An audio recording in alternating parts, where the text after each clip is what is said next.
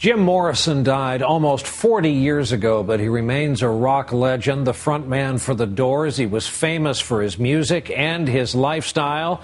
He got sideways with the law more than once, including his 1969 arrest in Miami on charges of indecent exposure and public intoxication. But tonight, that part of this legend has been forgiven. Our report from NBC's Mark Potter.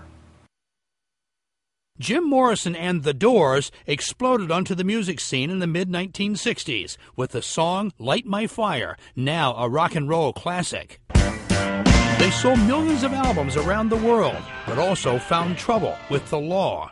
In a 1969 concert in Miami, a drunken Morrison shouted obscenities at the crowd and threatened to expose himself on stage. While it's been argued for decades whether he actually did that, Miami officials filed charges 4 days after the concert. We have taken out 2 warrants for Jim Morrison.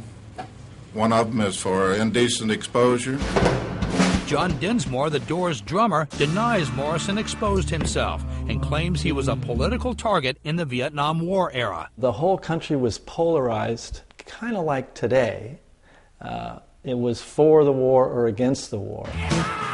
Getting Jim kind of would put a dent in that movement, and that's what was going on. Jim was a nice guy. Robert Josefsberg, one of Morrison's attorneys, says there were conflicting accounts and no pictures of the alleged incident. If the police had seen him publicly exposing himself, there should have and would have been an arrest, and no one arrested him. There should be complete freedom for the artist and performer. At trial, though, Morrison was convicted and sentenced to 6 months in jail, which he never served. A year later, while free on appeal, he died in Paris at the age of 27. I respectfully ask my colleagues today to pardon Jim Morrison. Today, 4 decades later, the Florida Clemency Board, led by Governor Charlie Crist, pardoned Morrison, finally clearing one of the biggest names in rock history. Mark Potter, NBC News, Miami.